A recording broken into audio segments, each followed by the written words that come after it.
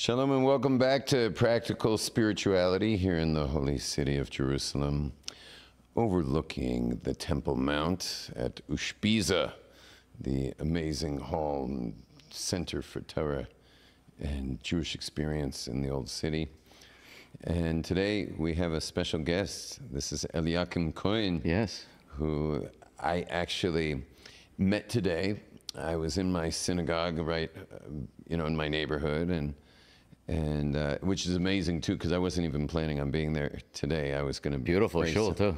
Yeah, I love it. I was going to pray somewhere else, but I couldn't help but notice this character over here, and with his son. And it turned out I also saw him getting ready to lead the Kohanic blessing, the priestly blessing, and which was very exciting to get that, especially because I just got back from America, where you don't get to have it unless you got Persians in the room. Right. And so, yeah. So we met, and I'll tell you the truth, I've been trying not to talk to him since I met him, because I like podcasts where you're getting to know each other for the first time. Yeah. And so I don't know too much about you, so I'm going to interview you and get to know you, and we'll schmooze together. Perfect. I just, if you wouldn't mind going without sunglasses. Oh, sure, for this. yeah. That way I can sense you better while we talk. Yeah. And you have beautiful blue eyes. Anyway. My kid came up to me. I sent my kid to go buy glasses, and he comes back. He was like, I don't know, 11 years old or something. He comes back with glasses that change color in public. Oh, they really? turn into sunglasses when you're in the sun.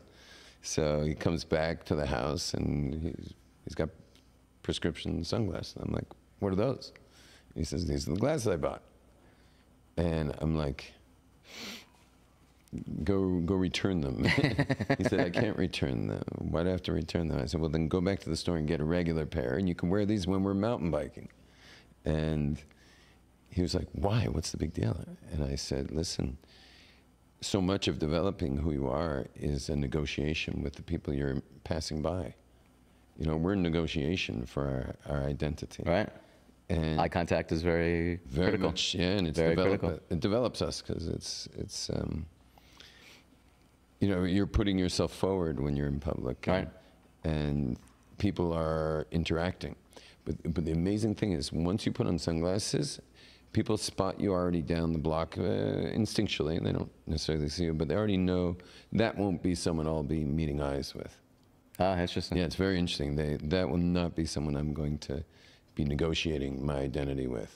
So really, the only time I wear sunglasses is on Shabbos. Really? With my Beckisher and Strymel. And it's my way of, like, sort of tuning out from the world. Right. Shabbos is a day set apart from the rest of the world. And I just, when I'm in shul, you wear them in shul too. I wear them in shul, and when I'm walking, and it's just, I like that I'm in my own little amazing Shabbos world. In that bubble, yeah. I've been doing that since I started wearing my Strymel. So there's something to be said for silence in public. Yeah, look, I'm a very talkative person, so sometimes it's good for me to step back a little. It's like it's a help for the soul. My whole way in, I was listening to who's the famous thinker that whatever, it's not coming to me, but he was talking about, on the whole way in, he was talking about doing and not saying. And that the freedom you get by just doing without saying so much about what you do. Right. Avram Avinu in the Torah. You have a lot of freedom to just develop yourself and develop what you do without having to constantly cover for what you said you do. Right. Right. Wasting your energy with covering the things you said you're doing. Mm-hmm. Yeah. Tell me about yourself. Where'd you grow up? So I grew up outside of Boston. Where? Called Framingham. It's like 25 minutes west of Boston. Great town. I grew up very, like, traditional. My grandparents were from two Hasidic families, Shinova, which is the oldest son of the Sanzer Rebbe. So the fact I'm in Netanya now is very cool. They've sort of taken me in as they know about your background. Yeah, because they see me during the week in, like, pants and a t-shirt, and then on Shabbos they see me in your Strymel. So we need to, who are you? Like, So you live on the beach in Netanya? we live right across from the beach. I mean, on the beach, right next to the old Blue Bay Hotel. And you're the last house in Netanya? We're the last house in Netanya. Yeah. What comes after that? Like sand dunes? Shoshanet Hamakim, and then Tzukeyam, and then Beit Yanai. Like little. No, I don't mean what city comes after. What's on the other side of your house if you're the last house? Is it, just more it woods or it's beach? No, or? Just Moshavim going north. Oh, there are communities. Yeah. We're the last. Can you? You can through a shortcut. They wanted to sort of. They put up big boulders because they don't want people. These are really like idyllic little Moshavim. One of them's a surfing community, lots of young people, and then the other one's more for like the adults. But it's just a beautiful area What's the of the country. community called? Shoshanet Hamakim. It's just north of Netanya. I wonder if that's where I surfed. Probably. Because someone took me up there for a session. It's very known. There's different surf, like reefs out there. Yeah. So we moved there 2.5 years ago, and just my dream is always to live on the water. Well, you did a good job. Just love it there. So I grew from up Boston. So I grew up very Jewish. Very proud of being Jewish. Very connected to Israel. Just never knew how to put any of that into action. And one thing that we did do was we said the Omer. My grandfather, Alav Shalom, paid us $49 to say the Omer every year. Every day, like to count the Omer. So if we missed one day, we got nothing. So every kid gets a trophy in modern times. This was such a good life lesson for so many different reasons. One, 49 days is about 1/7 of the year. So 1/7 of the year we were connected to something very holy. And the other thing was that if you missed a day, no matter how much you cried, Grandpa, I did 48. So, no, you didn't do 49. So, growing up. Just to explain to the audience, between Passover and the holiday of Shavuot, when the Jews got the Torah on the 50th day, there's a 49-day count where you make a blessing and then you count that day. So you make a blessing, you count the day, and it's pretty simple mitzvah, but a very holy one. Very holy. That's cool. So I would go to. I never even heard of it when I grew up. Right. So I'd go to the Reform, Monday, Wednesday school that I was going to, and I'd say to the teacher, "You counting the Omer?" And he looked at me like I'm speaking Korean. So I always felt so good. I'd come home and I'd say, "Mom, I'm like a rabbi at this place." So I lived the standard American childhood. Sports, secular childhood, sports. Judaism was a Monday and Friday after school, then Sundays until your bar mitzvah. And then you graduate Judaism. You graduate Judaism, but never had a desire to celebrate Xmas. I was always so proud of being Jewish. So did you ever get it on the head for being Jewish, being 25 minutes from the Jewish community? What do you mean? Did you ever get anti-Semitic? No matter how. Did you go to a school that had Jews? Or? Tons of Jews. Framingham has tons of Jews. Boston isn't the only suburbs. place where there's Jews. Yeah, in suburbs there's Brookline, there's Newton, tons of. Framingham itself had tons of Jews. So I had Jews. Tons. So I had two sets of friends. The Jewish friends, the non-Jewish friends.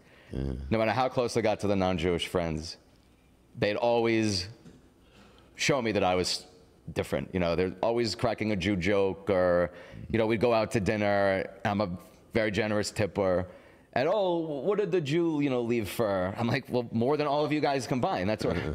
So there was always a wall, and my parents always told me, no matter what, you're Jewish, and you'll see that there's a wall. And I sort of resented that for a little bit. But then as I got older, I saw that was just the way it is. Even my best friend a few times said jokes that were really, I don't like the word offensive, because they're just, but it just like, why would he say that to me at that point?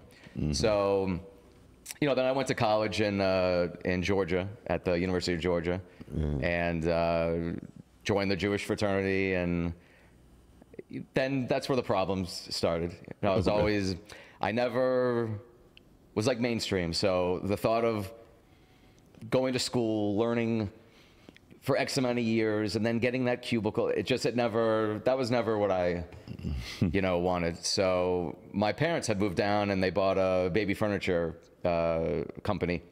And we had 2 stores. Basically, I ran one from college. I was driving back and forth every day. And To where? To Atlanta.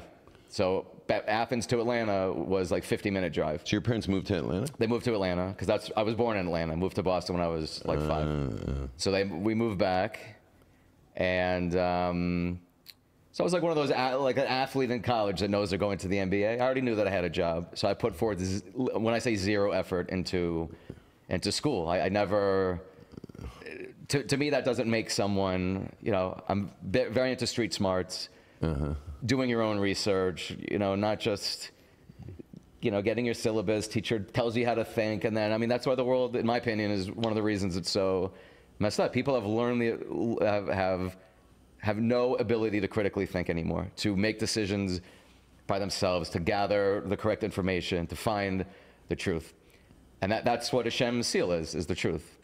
So got very into drugs and, started dealing coke in college. A coke salesman. Coke salesman.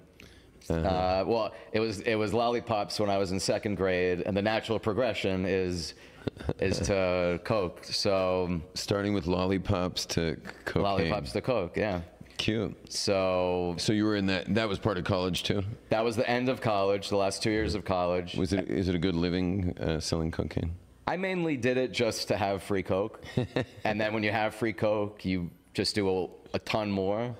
So it was a very destructive lifestyle. But I could do it. I could do coke, wake up the next morning, drive. No one at work knew that I was up for the last 39 days in a row, and then come back. The term high functioning.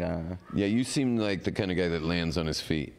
Yeah, Baruch Hashem, I just made it work. Like, sometimes life, you just need to make it, whatever the situation is, you just need to make it work. You have to. We're not advising that anyone makes a cocaine lifestyle at work. So. Very few people it works for. So January 4th, 2008 was the low point of my life, but that became the high point. Nice. I was in a high-speed car chase on cocaine from 35 Georgia State patrol cars. Nice. 35. 35. And how'd they realize to chase you to begin with? So I was on the wrong side of the road, yeah. And I saw a car coming, and I said, oh my gosh, that clown's on the wrong side of the road. And then I saw another car coming, and I went, oh my gosh, I'm the clown. As I'm veering back into the right lane, I almost hit a state patrol that was, talk about Mina Shemaim. I literally almost clipped his car, turned on the lights, started following me. I had already lost my license. And I just... But you were without a license. Yeah, so for some reason, I... thought running would be good. Yeah, I started off slow, and then he tried to ram me. I got nervous, and I didn't stop. So I was in a nice car, I was in a BMW, and my parents, for some reason, had just put run-flat tires on the car, because my tires were low, so my dad had a day off. He took and put run-flats on. What are run-flats? You can run over a spike and go another 100 miles. So they laid out the spikes for me twice, and I ran over it and just didn't have any impact. So 35 cars chased me. I finally slowed down because I realized at some point that they were probably going to try to shoot you or something. Kill me. So I sort of flipped off the road. They smashed the windshield, and 30-something guns at my head, and went to jail. And I remember this was Friday night, literally as the sun was setting. This is when the chase started. It's very sort of symmetrical Shabbos. to my yeah. So I think it was Sunday morning that the lawyer came, and he said, you don't look like the kind of kid that... I said, I'm at a low point in life. And he said, look, you're probably going to get a year. I was facing 15 to 30 years because of the assault with a deadly weapon on a police officer, which is the car. They charge you with... As if you were trying to weavings, crash his bobbing, car. Spinnings, I see. Charge you with everything. What you were doing was so dangerous Right. that it's like... So the big charge was the assault with a deadly weapon. So he said, look, you're facing 15 to 30 years. Obviously, it's not going to stick. He said, more than likely, you'll get a year, do 6 months. I'm going to try to get it down lower. He said, you have one job for the next, whenever you have two things in life. I've talked to your father. He said, I know that you're home, you're at work, and that's it. He said, I don't care what else you do, but you're not doing anything else besides that. He said, you need to make my job easy to help you. So 3 strange things happened when I was in jail. One, the first thing they asked me at the hospital. Oh, so they didn't let you out on bail or anything? I got out on bail. But that night, as they took me to the jail, they took me to the hospital first because, the cops roughed me up. And after asking me my name, the next question they asked was my religion, which I thought was very weird, considering this is Forsyth County, Georgia, which is literally the headquarters of the Klan, of the Ku Klux Klan. It's like their mailing address. So then in jail, the guy that was checking me in, the cop, had Ani Ladodi Vadodi Li on his ring. Again, I'm in the middle of a place that there's probably been 2 Jews that have ever gone to Forsyth County, Georgia. I don't even know how I got up there. So I said to him, it's a beautiful ring. You're Jewish. He said, no. I said, so why do you have, it's the same ring my parents have. I said, so why do you have, he said, I like Hebrew. I like the writing. I thought, all right, that's a little strange. And then in the jail, this guy made some comment about Jews, and I said, it's not so nice. I'm Jewish. He said, well, so am I. I said, really? So he became my spades partner. That's all you do is play cards. So his son, who just turned 18, got arrested with over an ounce of weed, which at the time was a felony. So he took the blame so that his son wouldn't start off. So between these 3 things, it was like Judaism pounding into my... And I said, you know what? I've done everything I wanted for the last 10 years of my life. Drugs, girls, parties, and I'm totally miserable. I'm going to start from scratch. And even at the time, I was going sometimes to Friday night, services at like a conservative show or whatever. I said, I'm going to call the rabbi that my aunt recommended I call this rabbi 6 months before this happened. And 3 times I called him and hung up the phone because I heard his Rabbi Friedman from Atlanta. I don't know if you know, from the Ariel congregation. One of the Kol rabbis, just very vibrant and happy. So my aunt was hijacked by Hezbollah in 1985 on that famous TWA flight that they made the movie Delta Force out of. I don't even know that story. So it's a famous flight. The pilot had a gun to his head. It was actually in the Billy Joel song when he says terror on the airline. We didn't start the fire. That was the plane he was talking about. Oh, really? Wow. So they made a movie about it called Delta Force with Chuck Norris. So she was on that flight? She was on that flight. It was her honeymoon with my own, So she went back and forth. Did the flight make it? Yeah. So they went back and forth from Beirut to Algiers 5 times. On the last landing in Beirut, the landing gear didn't open. So crash landing? They had to make like an emergency landing. So forget about having guns to your head and like terrorists.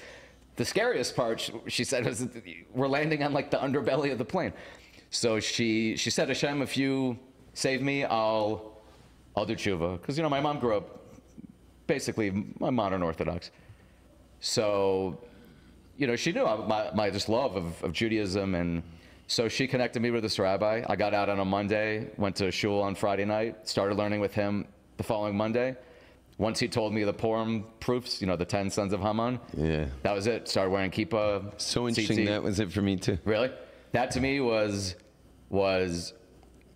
there's some things in life when you just, if you're open to hearing the truth and you finally get just like a bludgeon to the face of truth, that's Hashem giving you a big opportunity, and some people grab it and they run with it forever.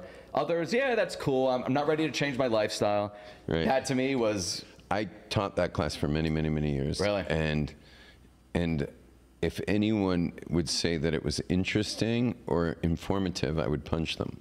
Ah, good. And I'd say they deserve it. any other adjective, but not interesting or informative, because to hear that, the word interesting means that it stayed in your head and meant nothing, and informative is the same exact It's thing. funny you said the word interesting, because I went in the next day at work and told some of my family members, and I mean, I was like this. I was like ready to blow toupees off, and that exact word. Wow, it's really interesting. Yeah. Really interesting. Yeah. I said, what do you mean it's really interesting? This is, truth like in the Hashem, face. Yeah. For the audience, I'll just tell them the main idea. The main idea is that Haman has Haman, the arch enemy of the Jewish people during the Persian Empire. This was during the 70 years of exile. In the 70th year, he rises to power, whatever, the whole story. I'm not giving you that story. But the bottom line is that his 10 sons show up on this page of the Megillah, of this scroll, and they show up on like an Excel sheet where it's like their name and then the word and then the next name and the word and, like on two, with a huge space. It's an empty page, basically, with names on one column and the word and on the other column. And these sons had nothing to do with the story before, nothing to do with the story afterwards. There's no reason they should be being presented and spotlighted. Yeah. But in those names, well, before I say that Esther, who was the Jewish lady who wound up being queen of Persia, she asked that the 10 slain sons, they were dead, be hung tomorrow. And that was her. Tomorrow can also be something in the distant future. Right. It's a dual meaning. So the king heard that and hung these dead men the next day. Why tomorrow? But tomorrow, right, like you're saying, for a prophetess, may mean the future. Right. Well, it turns out that hidden in the names of these 10 men are the dates of the Nuremberg trials when the 10 Nazis were hung in Nuremberg, Germany. And a big Vav and a small Tafshin Zion. Right. The year was Tafshin Zion, which is the Hebrew letters are numbers.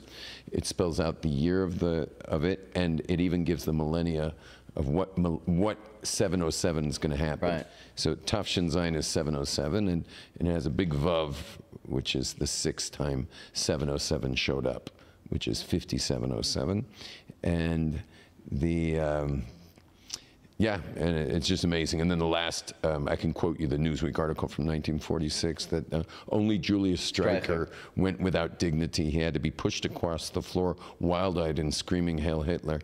When they brought him up to the gallows, he looked at the witnesses and screamed, "And now I go to God." Purim Fest, 1946. Yeah. And the interesting thing was they were supposed to be killed by firing squad. It was only at the last minute that they were hanged. And Hermann Goering, who was a known cross-dresser, committed suicide just like Haman's daughter. Exactly. So, Goring. I mean, that was... Haman had a daughter who committed suicide, and it was actually 11 Nazis they caught, so there was an extra one, and that one committed suicide and was a cross-dresser, and we actually have a picture of him in women's clothing. Oh, really? Yeah? Yeah. Hermann Goering?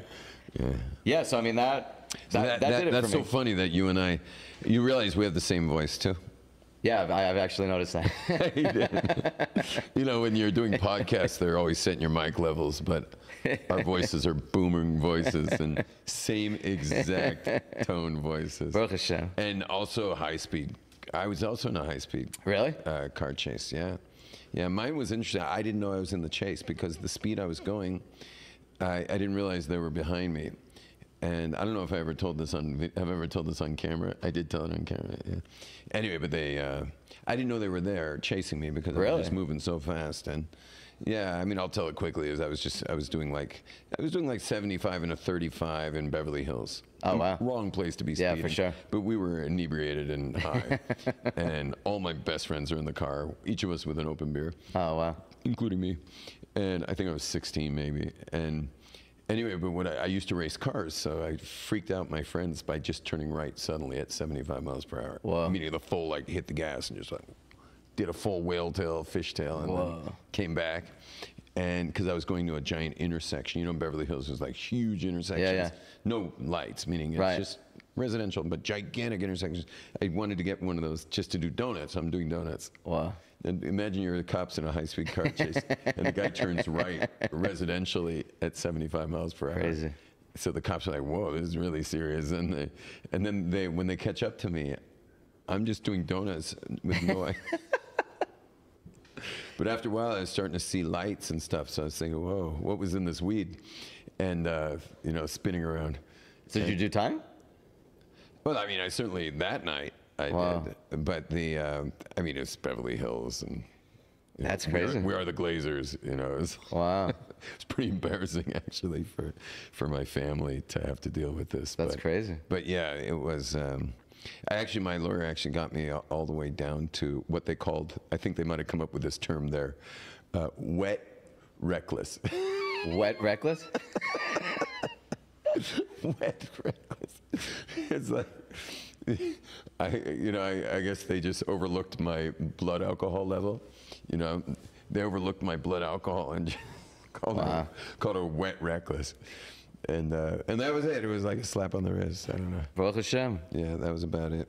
But wow, very, very interesting. And tell me, when you got that awakening with the Purim story. Purim is the actual holiday that the Nazi was referring to, which is this book that the whole thing's coming from. I mean, this is like, it's probably one of the most solid proofs that of God and Torah.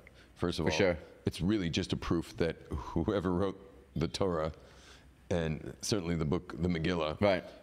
But whoever wrote this thing was not human. Divine Human knowledge. people can't do that, right? Amongst a million other proofs of that. But once you say that it wasn't human, so now you're left with either Martians or God, right. And Occam's razor would definitely say God over sure. Martians. And the book itself says it's God. So yeah. When you had this awakening, what happened next? So are you no longer in university at this point, or you're still going back and forth? No, I was living at my parents, running a business. Kids furniture place. Baby furniture, which I loved. It was a great. Imagine when you're dealing with all the people with their babies, this coke head selling you baby furniture. I was good though. That's my biggest salesman was my on your feet, writer. Every morning. So I took off running. My rabbi suggested. He said, you might want to go to yeshiva.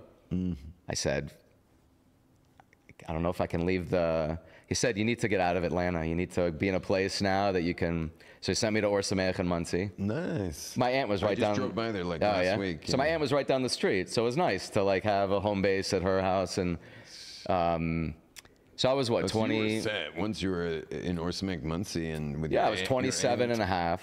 No, I was 20, just turned 28 at the time. There with guys, basically at my bright-eyed, bushy-tailed, some guys were just coming from college, some guys were, in their early 30s, just a solid group of guys. Wow. And just sort of learned how to be, Jewish I was there for 10 months. Wow. It was exactly what I needed. And then I wanted to get out of yeshiva, and I wanted to start life, trying to figure out what I wanted to do. So I moved to Five Towns. I asked my mom's first cousin, who I met one time at a wedding, if he minded if I came for Shabbos. He didn't know that I meant, can I live with you for the next 11 months? So that was a great experience there, being in an actual... one of the nice Five-town homes? No, just a basic, just right in Cedarhurst. Right near mansion. No, right near the park in Cedarhurst. Great community, Rabbi Spiegel, at the Stiebel. You know Rabbi Spiegel? Yeah, sure. How long ago was this? This was 2009, beginning of 10. Yeah. My son hired Rabbi Spiegel's son. Oh, Yossi? Who's now the rabbi there. He took over the show.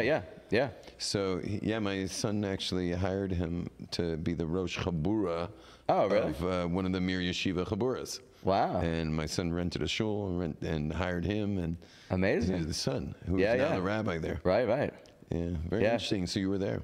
Yeah, so I was in Five Towns, and I had this yearning for Israel. So I went to serve my sentence. You still had to serve a sentence? Right. So the car chase was beginning of 2008.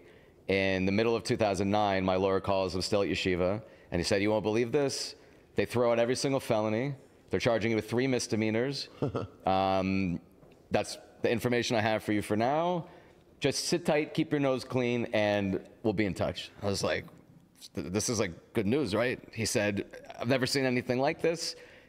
Totally out of the blue. I thanked him profusely for what he did. He said, "I trust me, I didn't do anything. I got a call from the prosecutor."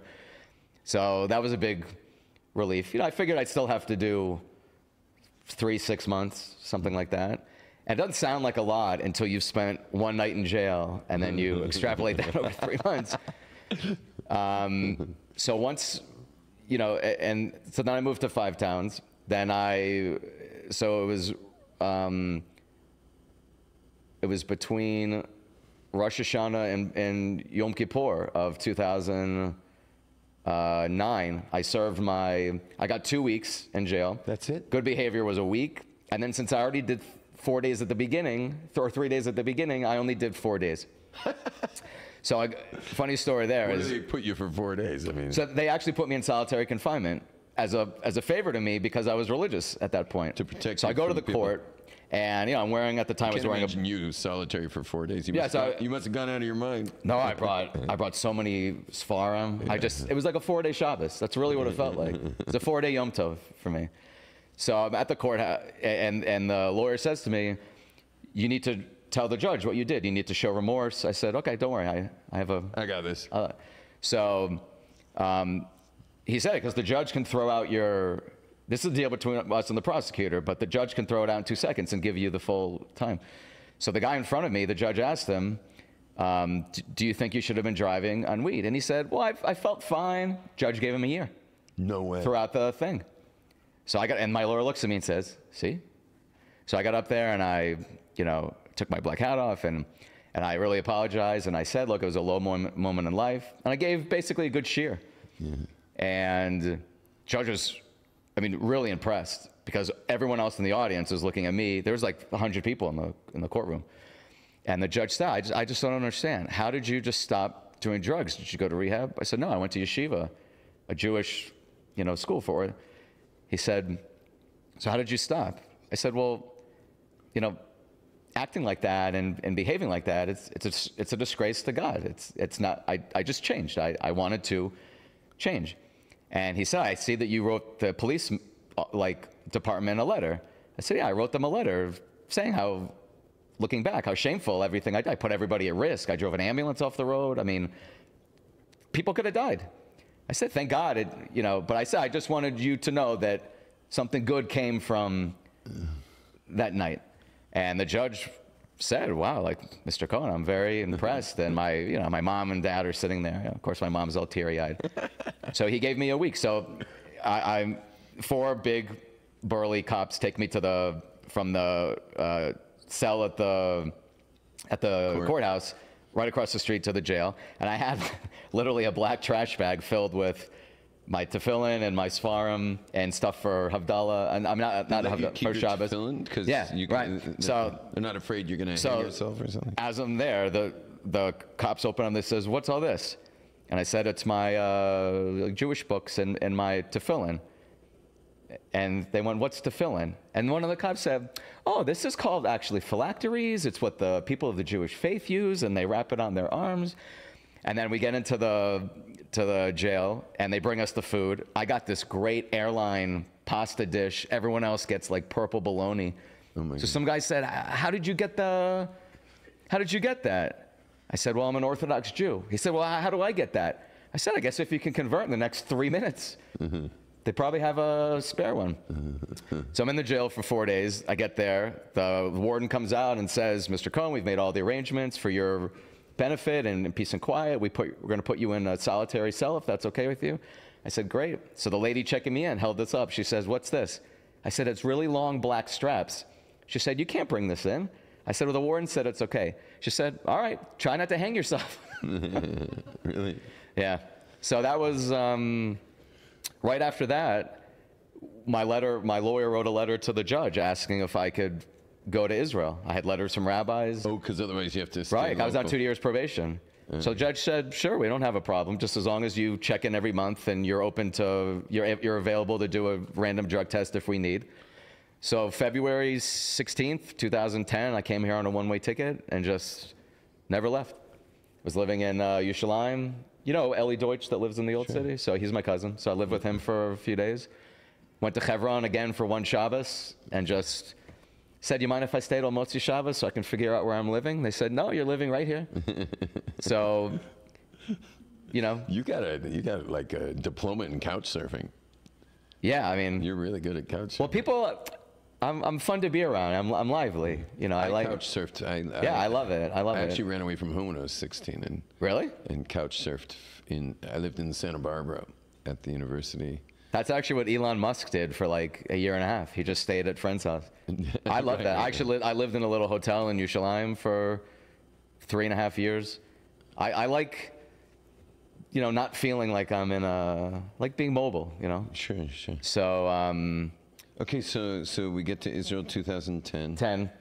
And Lived in Hebron, then I moved to Shiloh and the Shomron for Nice. 3.5 years. That was wild. you really like the heartland more than the city, I guess. Yeah, At least when you got here.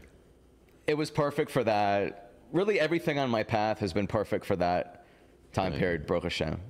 I never overstay. Once I start feeling, okay, like, I feel like I'm missing something, I went from Shiloh then to Yerushalayim, right in the heart of, I was right off Ben Yehuda Street on Hidabroot in a little Can't believe we boutique never hotel. Yeah, I mean, I've heard you so many times. Watched a lot of your lectures and stuff. This is a real treat for me, Baruch Hashem. So then I got married, thank God, and my wife was living right on the Bnei Brak border, in her parents' like apartment that they bought as an investment. So They're Israeli or? They're Israeli, yeah. She's from Ramat Gan. Wow. So the thought of not having to pay rent and just being able to enjoy marriage and everything. So I moved there. Really didn't connect at all. Although I did like being in Bnei Brak. It was sort of like being in Muncie again, just minyan after minyan, and I liked being around very Jewish people. And but that got very. We were there like 4 years, and basically after a year I wanted to get out. But then Corona came, and it was just and then my son was born in 2020. Literally the day before Corona hit Israel, so we were just sort of stuck there, and it was great. I was basically just learning all the time, doing stuff on Facebook. I like to learn Ein Yaakov, so I'm on my 19th time, on Ein Yaakov. So just that's my stories from the Gemara are my Sure. They touch the soul. That's the legends of the Talmud that tell of these just amazing stories. Yeah. And maybe there's one that could fit in here to share with us. I'd like two things from you. Yeah. First of all, the story is amazing. Torah. Really cool to hear. Yeah, Torah. And a little later I'll ask how people can find more of your stuff. I wrote a book in 2011 that I just been sitting there that I'm actually going to publish. It's called From Cocaine to Amen. And I want to start doing more in-person lectures. Yeah, you should definitely I want to be doing do that. touring lectures, and I do a lot of stuff on Facebook because I have a huge following. But I want to. How did you get such a following on Facebook? How big's the following? So now it's about over 500,000. It used to be 1.6 million, and then I had a website You called. lose followers, or you lost? No, Facebook kicked me off. I had a website called Jews News. At one point, we were the second biggest Jewish website in the world. I was the 5,000th ranked website in the world. We were getting between 500,000 and a million page views a day. It's huge, really big site. We were bigger than JPost and Haaretz, and Seriously? and it was truthful news. It was news that you might not want to hear, but you should hear. I mean, and so Facebook kicked me off in 2018 because they kicked off basically anyone that was pro-Trump before the midterms. Oh, right. And then, I said, okay, I'll take a few years off. I'm just going to learn. And then I built it back. Now I just do pictures and inspiring stuff. Can't do anything controversial. You have to know your limitations. So It's amazing that we're at the greatest time of freedom in the spoken word, in the self-expression. for some people. Well, the thing is that at the top, though, the people own these platforms. Right. And the people on these platforms do have the final say of your self-expression. Yeah. Which is very strange. Yeah. Like, there was never a mouthpiece for individuals like there is today. Yet there's still a big brother For sure. watching and sure. ready to throw you out.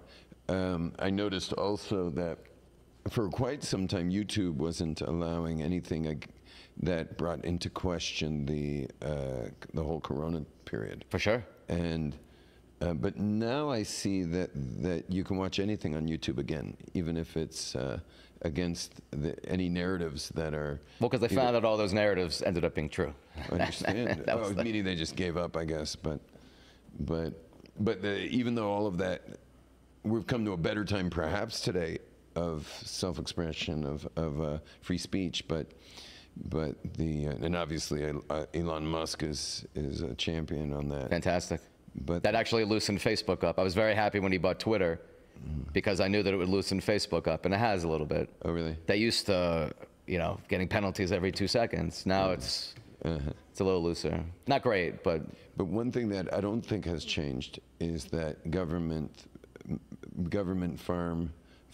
pharma, media, and high tech are still in bed together. for sure. Which is like the whole reason everything was so complicated for a pandemic that wasn't really what it was said to be. It was the reason flu. things were the flu. The reason things were so hectic was because of those bed buddies that never were ever in bed together in the history of our lives, and certainly the history of the world. But they're all in bed together still. For sure. And so It's the same entity branching out into, it's the same people. right. Like they do there's like 5 people that own every single media in the world. Same thing with the pharmaceuticals. And then there's a guy that did a really good, he showed that every top company in the world is owned by one of 3 companies: BlackRock, Vanguard, and State Street. If you look at Google, and their top 3 shares are all owned by the same company. And then these 3 companies all own stock of these.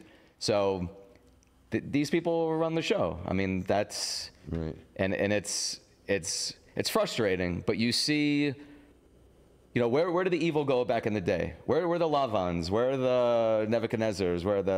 These same entities still exist. They might not be a person. They might be a organization or a university. I mean, Right. These still things exist.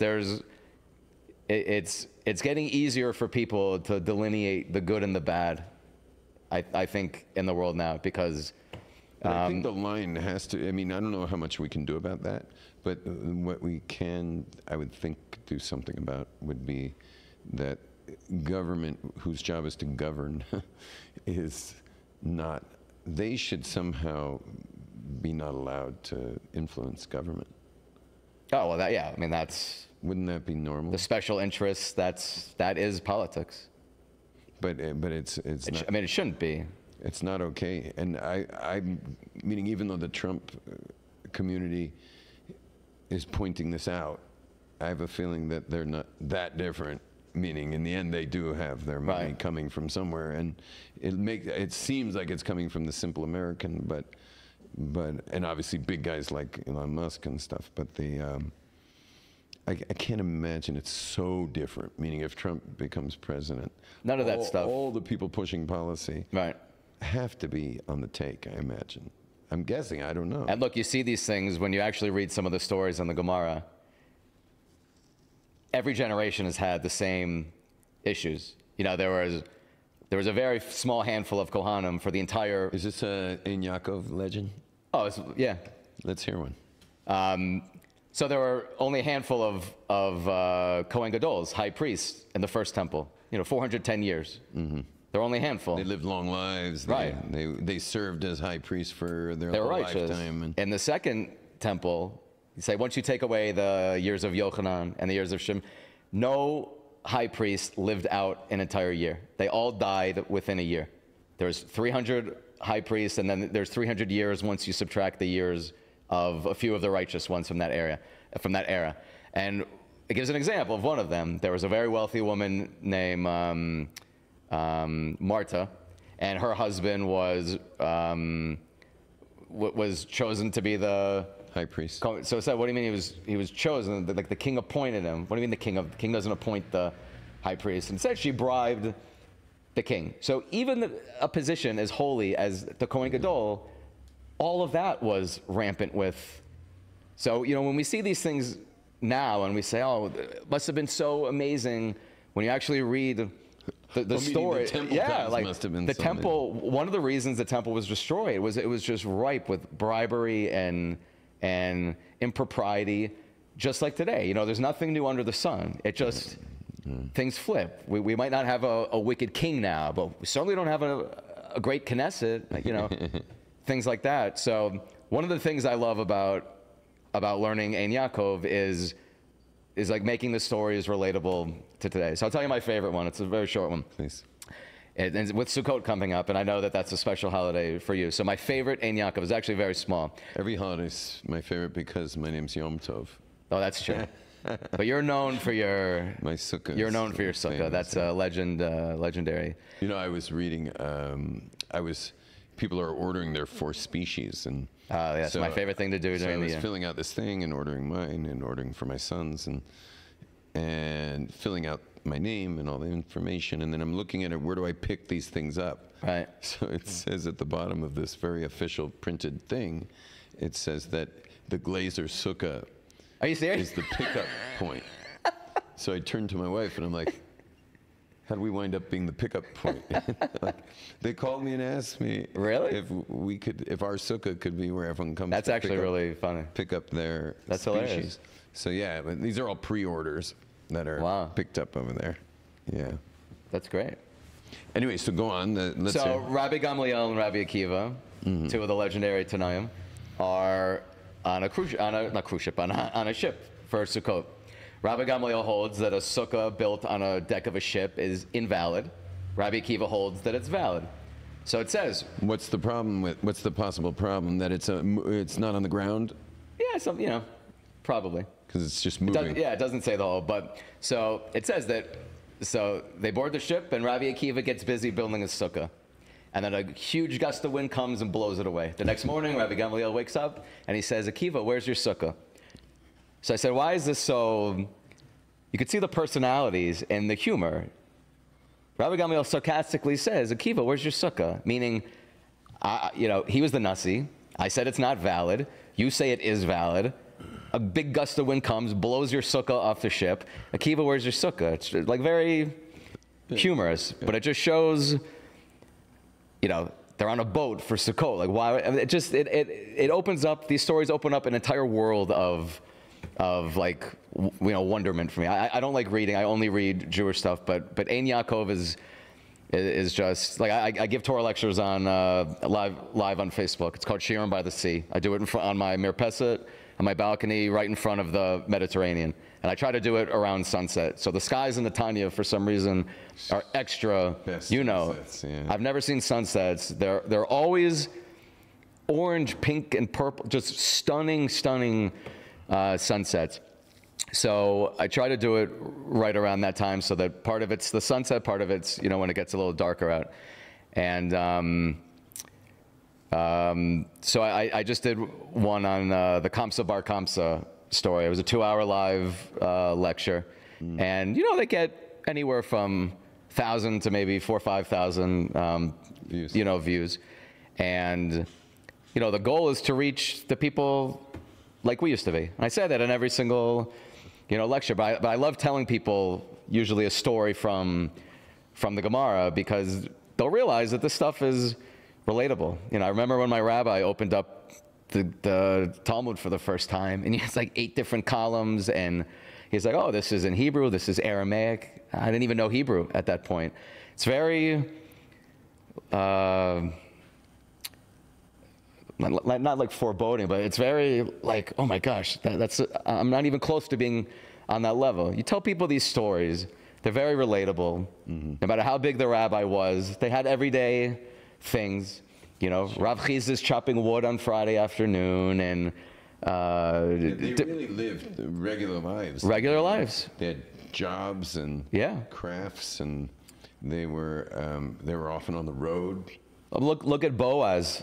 Boaz and Ruth. Boaz was the Gadol Hador. So, Rabbi Gladstein from America, he always says, imagine going to Israel. And he said, I need to find Rav Kanievsky a few years ago, where he's in the threshing floor. He's out in the fields planting his wheat crop. Yeah.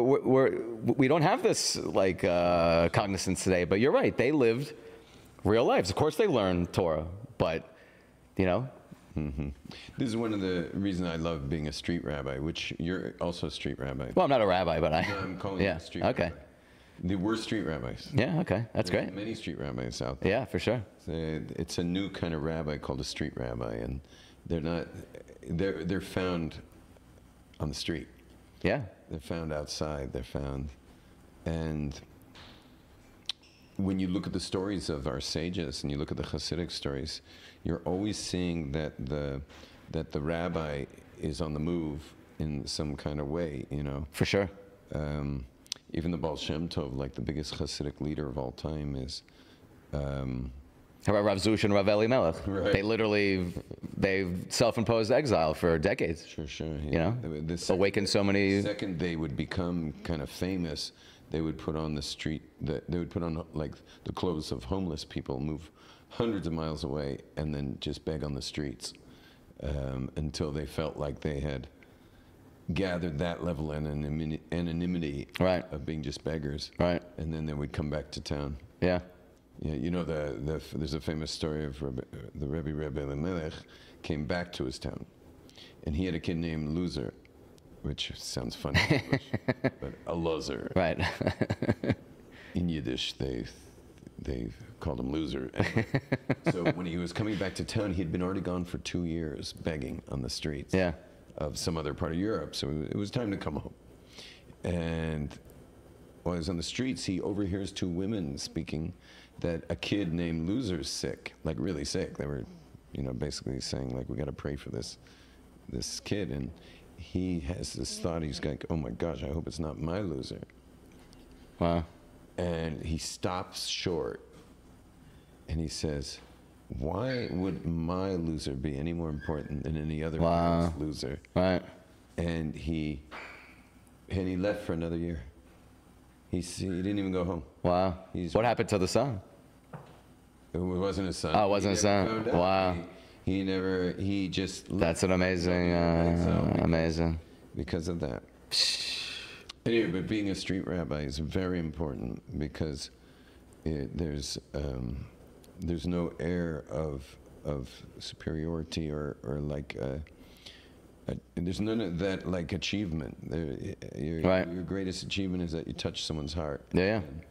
And you paid it forward for everything you got in all your teachings, and you'll be able to help the simple person. I also think it's easier. My favorite quote in the entire Jewish history is from the Kutzker Rebbe, who said, if you can't see God in everything, you can't see Hashem in everything, you can't see Him in anything.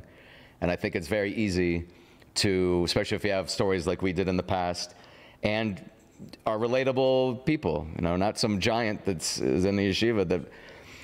I think it's much easier to reach people. You know, I do these walking lectures. When I'm not doing my Shiurim by the Sea in my house, I do a 45-minute, usually before I pick my son up. I pick him up at 1:45, usually around 12:45, I walking like by the sea. I'll do just holding my phone, and I do a walk and chat on 3 topics. And, you know, people sponsor them, Baruch Hashem. And it's relatable. I'm wearing my backwards hat and a, you know, cut-off shirt, but talking really, you know, very powerful Torah, and a lot of it's related to what's going on now during the war. And someone messaged me right when I started doing this, and she said, my husband refuses to listen to Torah lectures. You're the only person that he will sit in.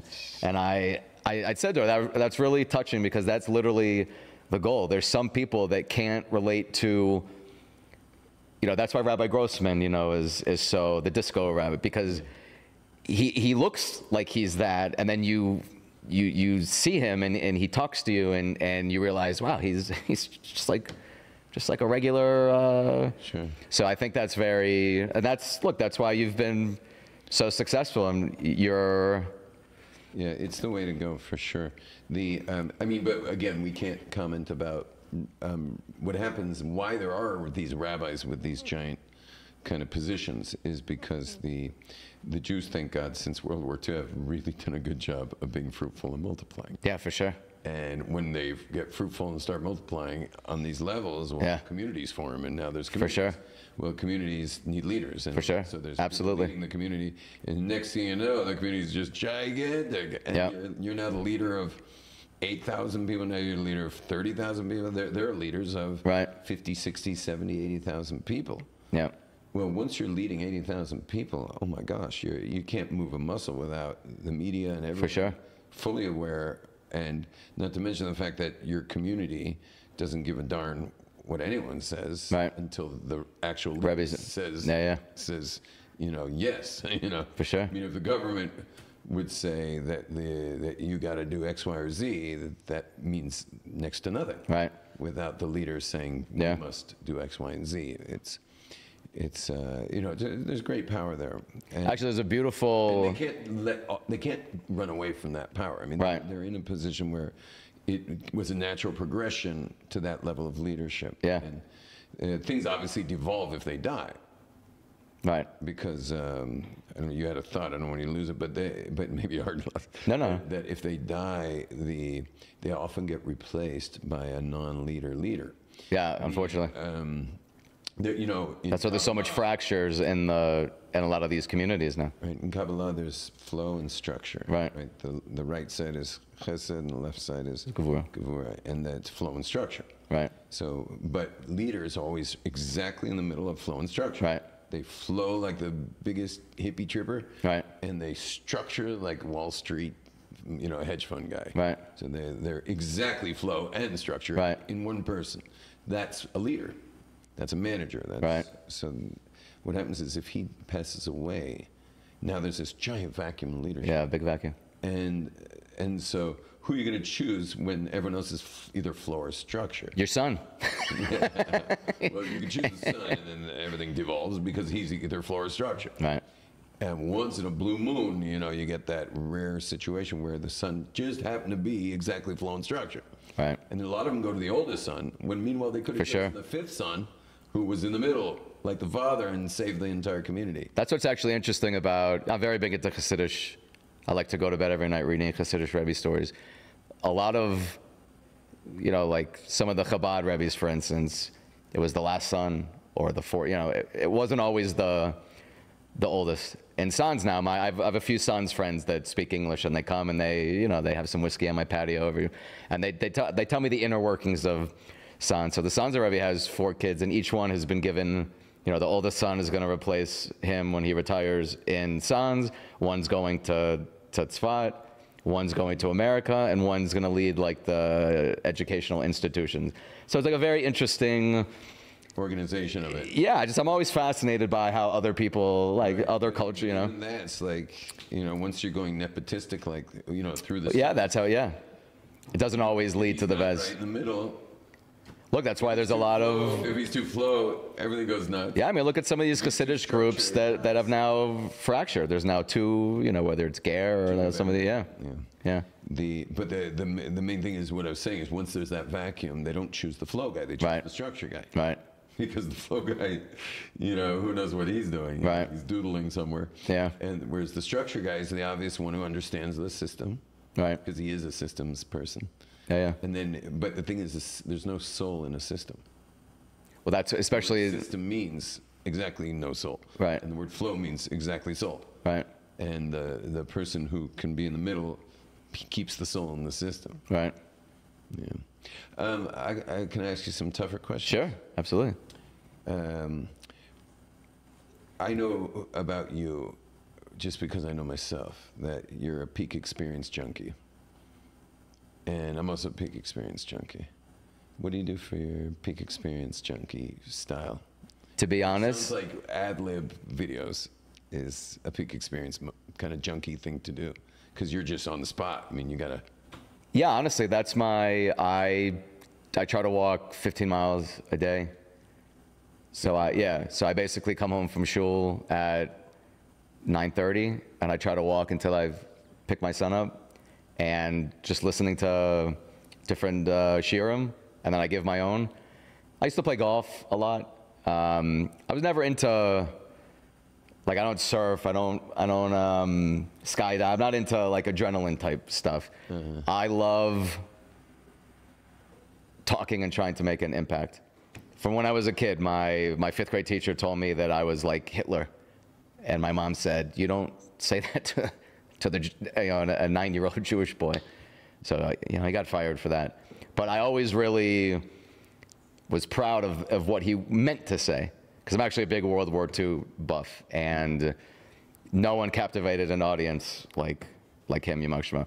So in life, you need to know your strengths. Being humble is not being like a little nebuch walking on the street. Being humble is knowing that you were put in this world for a reason, and you've given certain positive and negative traits to fulfill your purpose and to help others. The Ramban says that there's only one mitzvah in the Torah. That's to help your fellow Jews do mitzvah, and everything else trickles down from that. Basically like the Zvulun and Yisachar relationship. So when I became religious, I was into Rabbi Mizrahi videos. I like the Torah and science. I like all the proofs. So I did my own. That's why I got thrown out of yeshiva. I didn't mention that, but so I did a 3-hour, basically like Rabbi Mizrahi's Torah and science, in my own words, trying to reach. And it was very successful. I had a website called sellmeyourjewishsoul.com. If you could listen to my video and not believe in God, I would buy your olam haba. That was my shtick. That's how I got into this, and it did well. Like people started to know me, and I started getting, bigger on Facebook. What I'm doing now is actually my peak experience. I love just talking the truth, and in a way that I want to give it. And what I was going to say before in this, so there was a famous Chassidus story of. I believe it was the author of Rabbi Shmuel Zerman. So he had right. So he had one of his, disciples had an inn, and he got older, and he lamented the fact that he lived his whole life and he was never really a learner. So he gave the inn to his son, and he wanted to dedicate his time to Torah learning. This inn was a cozy place that people knew they could get a kosher meal and a smile, and it was known throughout the area. When the son took over, he was a businessman. Prices went up, lost its, and the world got back to the altar Rebbe, and he summoned, and he said, what happened? And he said, I felt like an ignoramus my whole life. I never really had the time to learn. I want to learn now. The altar Rebbe says to him, you created an oasis of Torah, something that Hashem loves. There's enough people out there that sit all day and learn Torah. Hashem needs foot soldiers. He doesn't need more Rebbes. He said what you are doing brings him more nachas than.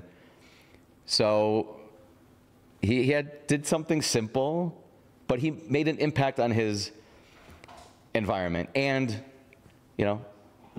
outer environment. So my favorite thing is, everyone has an inherent desire to change the world and to make an impact. So the Chafetz Chaim, Alav Shalom, another amazing quote. He said when he was younger, he wanted to change the world. He realized he couldn't do that, so he decided to change Europe. Then he realized he couldn't do that, he wanted to do Poland. Then he said, I can't do Poland, I'll change Rodin, where he lived. And then he said, you know what, I can't even do that. So he changed himself. And by changing himself, he was obviously the biggest rabbi of the last 150 years. He ended up changing Rodin, Poland, Europe, and the world. So I always try to use that as, when you have a big following, I can reach so many people, but Hashem will get the word out to you. You just need to do your shtadlut. You need to do your part, and Hashem will worry about the rest. Rabbi Victor Miller, probably the greatest rabbi in American history, the best hashkaf of any rabbi. He lost Talmidim every single year because he was too, and he used to say, everyone in the area loves me because he's giving shiurim that are pure gold to like 50 people because no one else could handle it. And now we see, going back, we see that it was treasures. One of my students in New York just handed me a book of Rabbi Victor Miller on prayer. Oh, I mean, so I started it over Shabbos, and it's gold. Pure gold. And I always told the truth when I taught, just like you. Like I just love speaking truth. Right. And Aish HaTorah gets a blessing for years and years and years of letting me say whatever I wanted. They had no idea what I was saying. Right. But they nevertheless didn't prevent me from saying whatever I wanted. Right. And I owe a lot to Trump because I had no idea he was running for president in 2016. I mean, we can be pretty disconnected from current events, especially when you're in the Torah world, for sure. And I just didn't know he was running. And my chavrusa said that President Trump is running for president, and I thought he was kidding. And what he really wanted was I should watch him on YouTube. At which point, he puts it on YouTube for me to see President Trump giving a campaign speech. After about 20 minutes, I just said, turn this thing off. Like I can't listen to another word of this, brain burp. Right. It was like I just felt like I needed to dunk 1,000 times in a ritual bath to purify myself from this talk. But it went into me. And the next day I was teaching my class at Aish HaTorah, and I just brain burped from Torah. Yeah. I just brain burped for an hour straight. And when I was done, we had this whole discussion in the room, like, do we post it or do we not post it? Yeah. This was on Facebook. Do we post it or not post it? And we decided we'll post it for a day and see what happens. Right. I was afraid Aish HaTorah was going to get a lot of phone calls. Yeah. I said a lot of radical things on there. Anyway, better known as the truth. Right. Long story short is I posted it, and we got more views in those 24 hours and not one call that I knew about to Aish HaTorah. There you go. A ton of views. And from that day on, I just say what needs to be said, no matter what. Exactly. And what I wanted to say about that, because you brought up Avigdor Miller, which is really interesting, is there's a guy who was a big Avigdor Miller student. And when Avigdor Miller passed away, he couldn't listen to anyone else. Wow. So he just was stuck with their Avigdor Miller classes. Got the tapes, yeah. He's got. So this was my biggest compliment ever. Wow. He listens to you. He had a good friend who told him that listen to Rabbi Yom Tov. Just listen to Rabbi Yom Tov and see if you can listen to it. Fair. And so that's exactly what happened. I give you the fist bump now. So that's exactly what happened. And then he went through 700 hours of my class. Wow. Online. Baruch Hashem. So, but this isn't about me. It's about you, really. I'm speaking to the world here. Say your truth. For sure. Say your truth, and this is what Jordan Peterson keeps talking about, is that speech, truthful speech, if you're willing to take it, will be the greatest adventure of your life. Well, that's it'll be the greatest adventure of your life because it's going to have consequences. The most successful people in the Kiruv world speak the truth. Right.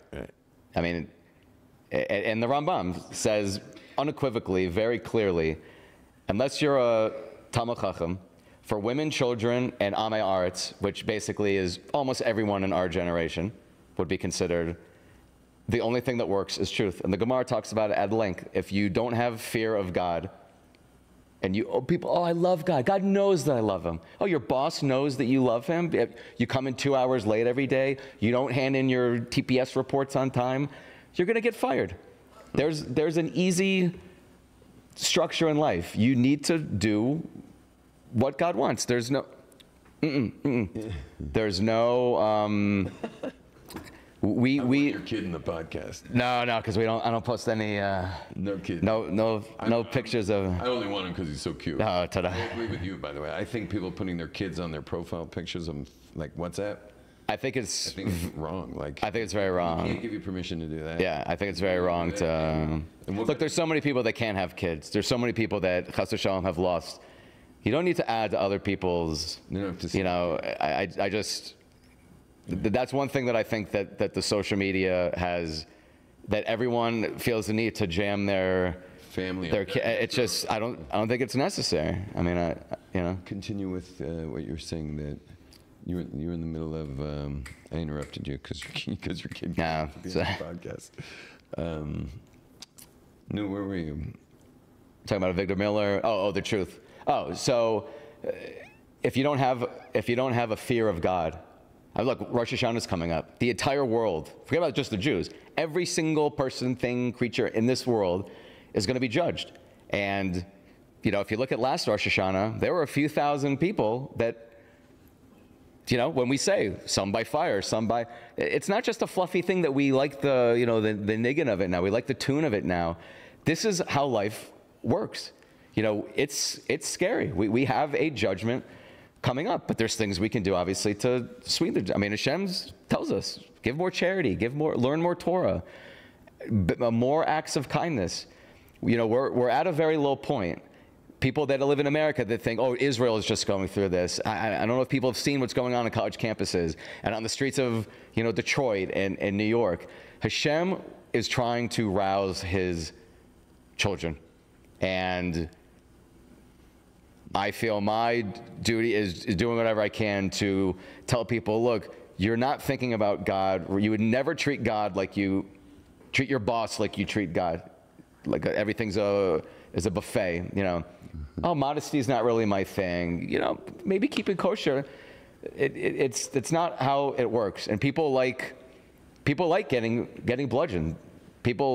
I had said to Rabbi Mizrahi once, because he said to me when we were in Muncie, he said, Eliyokim, do you think that my shiurim are too tough? They turn people off. I said, no.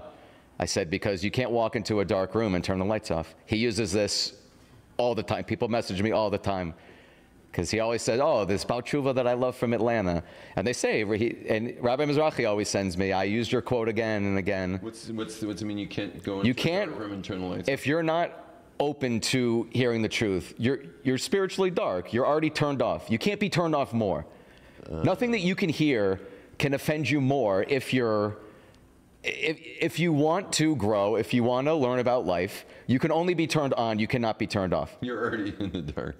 You're already in the dark. You can't go into a dark room and make it darker. It's already dark. I had to suffer through, because I was in the real professional cure world. Yeah. So many vanilla outreach situations that I just wanted to throw up all the time. Like being this Mr. Nice Guy rabbi in some college campus, or, you know, and apologetic about gender roles in Judaism. And, I mean, it just made me so ill, because the only thing that could have made a difference was making a strong difference. Yeah, for sure. And going vanilla with your outreach career. And I hope someone's listening who's either in outreach or will be in outreach. You're living the wrong way. Is going to hear this, because there are no more apologies at this point in history. Right. We're not apologizing. We're not trying to explain why this is, why, meaning if you want to explain the wisdom of Torah, if you want to explain how these 30 laws point to a value that you actually would hold true if you only would open your mind a little bit and think about the fact that it would be, you also hold that as a value. Well, these are the details of such a value. Right. And it's not un-American to have all those details be something you observe, if it's a value worth keeping. And the Torah lists those values, and it's, whatever, the point is to say the truth. Back to the truth again. I don't think there's a more effective in anything in life, right. You know? But it puts us in dangerous water, though, you and I, because I always loved this, was I would say the truth, and then I always spoke a little beyond where I was at. Why? Because now in the next 24 hours, I got to get there. Right. You know, you can't be a hypocrite. Right. So, I mean, there are people who can be, but right. If you're not hypocritical in your nature, I always spoke a little beyond where I was at, and then would fill those shoes during the next 24 hours. I hear you. Yeah. I don't know if you relate to what I'm saying. I always, almost every single time I finish, my lectures are usually between an hour and 15 minutes, the ones that I do at my house. I always put my son to bed. I watch the whole lecture, and I'm like, you know what? 2 weeks ago, you didn't do that, what you just said. And I tell people in every single lecture, I said, trust me, I get way more chizuk out of because I said I watch every single one afterwards. Sometimes I watch them multiple times, because especially as a Cohen, we walked up a ramp to get to there's no steps in Judaism. It's a ramp. You're either going up or down. There's no stopping. There's no getting comfortable on a level. You're up or down. It's very, it's like that ramp is a metaphor for how we're supposed to be. And, people want to challenge themselves in life all the time. I was a great golfer. So I didn't go to a mediocre golf instructor. I went to a great golf instructor. People are very comfortable in Judaism I like this rabbi. He says, okay, we can, drive on Shabbos for like there's always a comfort level of not being challenged, but it's life. And it's better to challenge yourself than have Hashem have to do it for you, which we're unfortunately seeing all over the world. Yeah, we should probably go to that and then maybe call it a day. But we'll go to the situation in our hands. But I just wanted to share with you that when COVID hit, everything shut down. I didn't have my daily lectures anymore, which meant I didn't have anything pushing me forward. Right. Because my growth was all happening because I was always speaking a little bit beyond where I was at. So I finally, after the first 3 months of emergency of it all, I got back at least in front of a camera on Zoom. And I found I couldn't say anything that I couldn't speak from a place that I wasn't at anymore. Really? Interesting. And I never really went back. Wow. So here I had been speaking a little beyond myself all the years, for many years, a lot of years. And then COVID hit. And suddenly I didn't have that anymore. I only had where I was at. That's a real COVID casualty. Yeah, I only had where I'm at. And then I finally got in a speaking situation, and I could not talk beyond where I was at. That's interesting. And so I had to start speaking from where I'm at. Interesting. And I think it created a level of honesty. We're no longer speaking about truth, but honesty. Yeah. Well, a level of honesty. That's the same, different side of the coin. But this same is coin. like an inner honesty. Yeah. And I think our lifestyle is built to challenge us without having to speak beyond where you're at. So we're already challenged. And we're constantly in this incredible growth curve. This is an endless growth curve. People have no idea. People who, I'm sure some people listening to this are into growth, who have not yet delved into a Torah community lifestyle. There's no end. Ein Sof. The curve's so intense, and it never goes away unless you want to personally go to sleep. Right. As long as you're willing to stay part of things, you are being pushed. And you could even take my most robotic neighbors who are born and raised in a total Torah lifestyle. They don't know anything else. You might think that they're just robots. Right. And maybe from outside they look like robots. I know them from the inside. They're my neighbors for years and years and years and years and years. They're pushing themselves 10 times harder than I'm pushing myself. And these are the robots that everyone thinks are the robots of the black hat, orthodox, black hatitude world. Right. These guys are pushing themselves so hard. It's unbelievable. Unbelievable what they're up to. Baruch Hashem. And it's, I have such respect for it. And so the price, I'm going to tell you something deep, but what is the Haredi movement? It's a movement of people who are willing to trade personal authenticity. Right. Meaning your full self-expression. Right. They're willing to trade some of that to get continuity. Right. The collective unit. We're gonna create the next generation. For sure. Rather than each one of us have a unique tattoo. And look, it's the most successful. Sure. They did a poll. I tell this to a lot of people, and they're shocked of which groups in Israel stay. It was the Datu Lumi, 48% stayed religious. Oh, really? You saw? Yeah. It was in Haaretz, a place that you wouldn't think that they would be. 92% of the Haredim stay Haredi. So my friend said, well, what does that mean, stayed? I said, whatever it means, they were double the next group. So it doesn't matter. It means that they're the most successful. Wow. And I see this, I live next to a very Hasidic community in Netanya. And okay, there's the one or two kids that you hear about that, but then there's thousands, and they're happy. And, that's one thing that was the biggest shock to me. The first Shabbos I spent sleeping at my rabbi's house and keeping the whole Shabbos, he had I think a 15-year-old son and a 12-year-old son at the time. So they had bunk beds, and I slept on the floor. I was 28 at the time. We'd stay up, 2 hours, 3 hours talking at night, walk into their rooms. My room growing up, Michael Jordan and, just nonsense, not good role models at all. Walk into their room, every big rabbi, photograph framed on the wall, the temple, the Beit HaMikdash is on the wall. And it's one of the chapters in my book. I went home and I said to my parents, I want kids like this. I want kids that value this particular rabbi. And I said, who is this? Oh, this is Rav. He's known for, and the excitement in their face was like me saying, oh, Michael Jordan got 52 points last night, you know, against the Bucks or something totally meaningless and nonsensical. Right. That made a big impact. Putting a ball that actually fits in the basket, through the basket. Right. So seeing... Well, 40,000 literate people cheer. Well, maybe. Maybe. So, I mean, that was a big eye-opener. And I said, you know what? And then another time I came home from the davening, and in my rabbi's living room, it was, you know, the wife hosts a camp in the summer. It's called Camp Shemayim. It's very famous in America.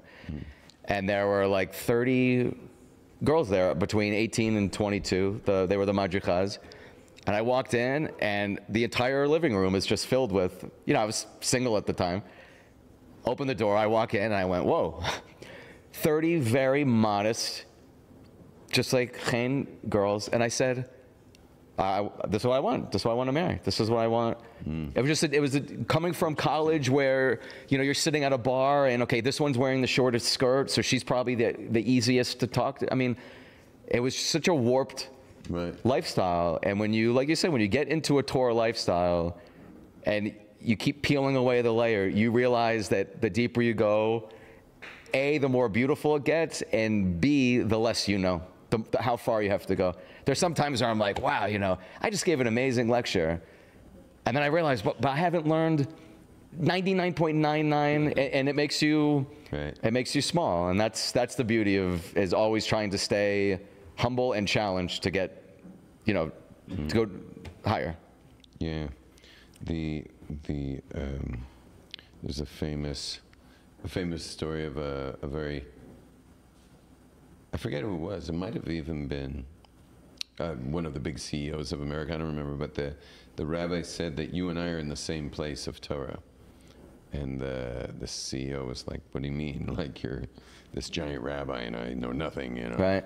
He says, yeah, but if you took Michael Phelps and you in a pool, and, you know, Michael Phelps, an Olympic gold medalist, to swim across the 100-yard pool, who would win? And he says, obviously, Phelps would already be across while I'm still slashing in.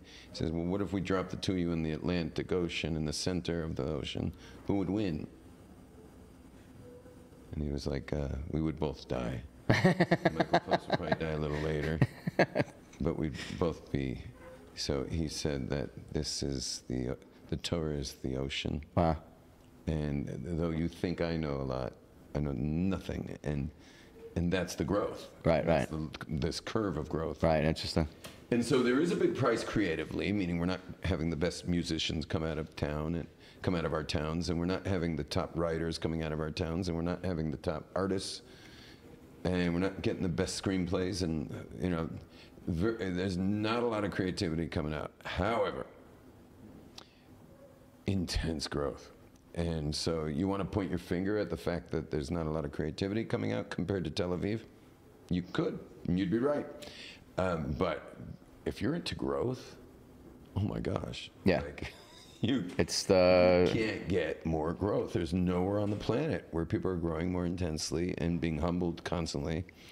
And, you know, it's real, serious growth. And that growth means more meaning in life. You know, a lot of great artists and a lot of great musicians were suicidal.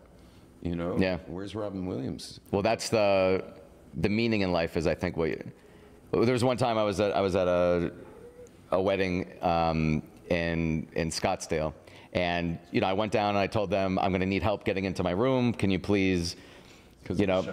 So I go down and I said, I need help getting into my room. She said, okay, I'll make you a key.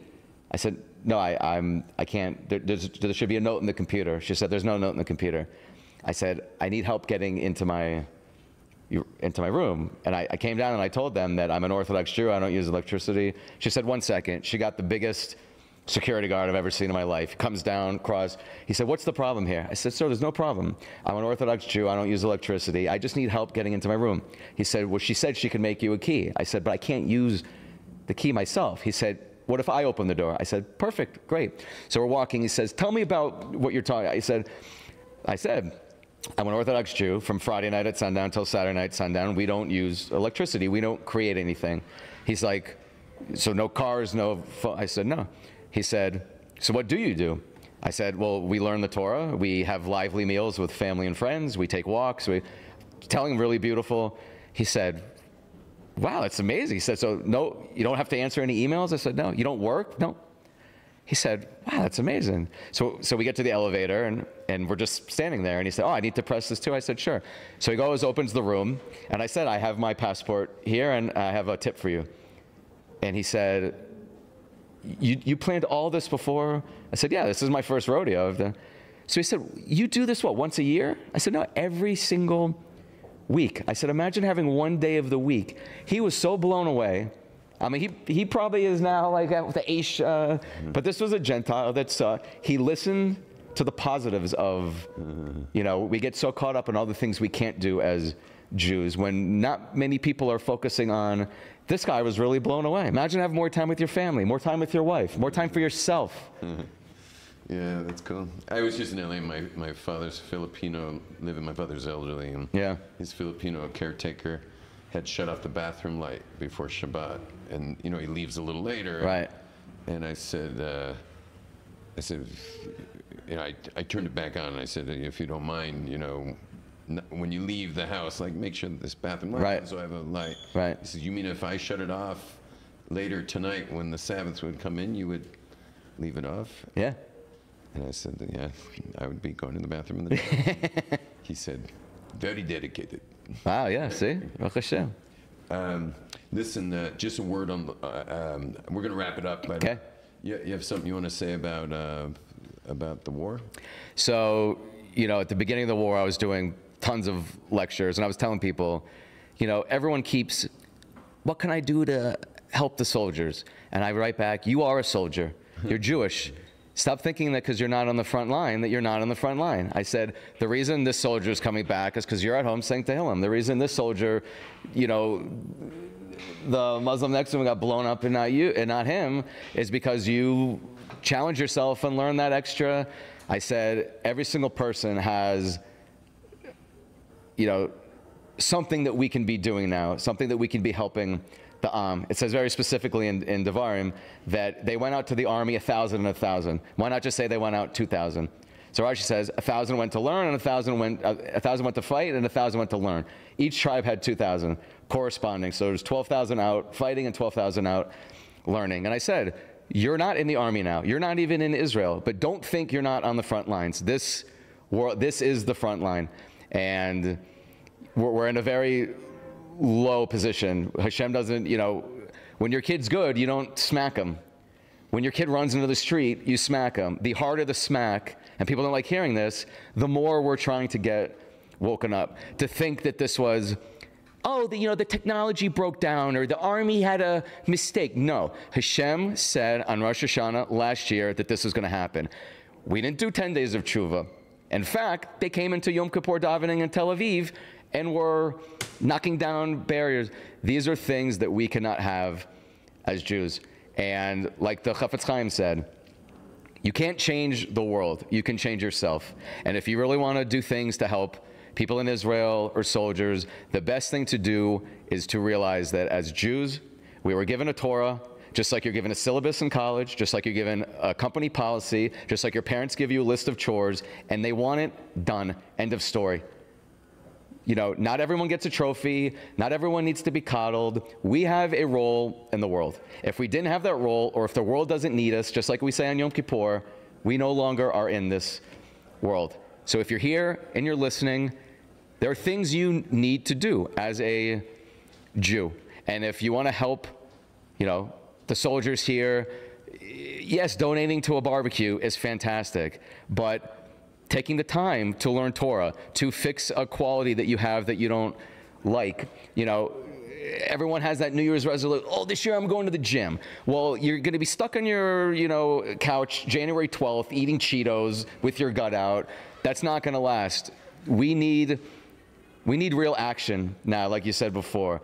Words are meaningless. Everyone says they want to help. They want to make the situation better. What can I do for you in Israel? Easy. Do what God wants End of story. We're Jews. We were given a higher purpose in this world.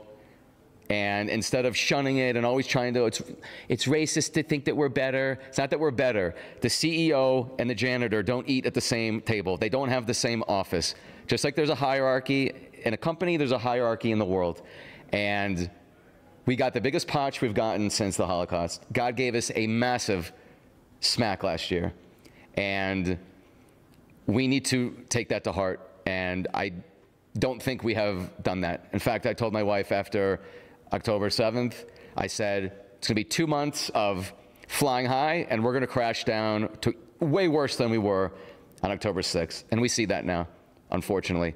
And it can change. We have another week. You know, how you end the year matters. Every single day, Hashem will credit it as if every single Tuesday and Wednesday So we have a week left until Rosh Hashanah that we can fly. Every single person needs to look themselves in the mirror and say, okay, how can I get better? How can I better myself, better the people around me? And by doing that, bracha comes down, and you know, less soldiers are walking into booby-trapped buildings, less rockets are coming in and hitting houses. They're going to, you know, blow up in Lebanon instead of in Israel. We live in a spiritual world. This is like not reality, how we live. God wants nothing more than for us to do what we're supposed to do and help others, you know, do the same. And incredible message. And that's really it. And we make life so complicated. And I try to say in every single video, it's that easy. If you're a parent out there, if you're a boss out there, if you're a teacher out there, you want and demand things from your students and employees and kids. God has the same expectations. All you have to do is just literally read the words of the Torah. Not everything needs a Rashi. Not everything is so deep.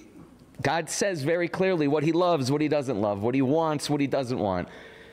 It's not so hard sometimes. We just need to get in the mind space of, you know what? God was very upset with us, you know? A happy God doesn't do what he did last year. I mean, that's just the reality. Parents that are really proud of their kids don't walk in and smack them in the face. They do it when they run into the street or when they put their hand on a stove. Unfortunately, our hand's way too close to the stove right now as Jews.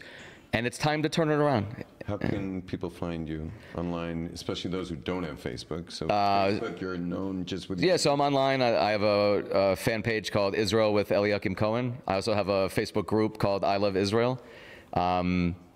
You can email me at... YouTube, or you on YouTube? I'm not on YouTube. You can email me at Eliyokim, Eliyokим, at gmail.com.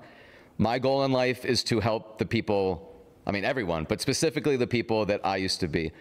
Proud Jews, love Judaism, just never knew how to funnel that into action. And that's what we need now is action. The times of, you know, theoretical stuff and I feel and I want is over. We need to act literally now. And you know, that's the message. Everyone please subscribe and hit the bell and the likes and Amir wow, great session. Thank you very much. Thank you. What a pleasure. Wow.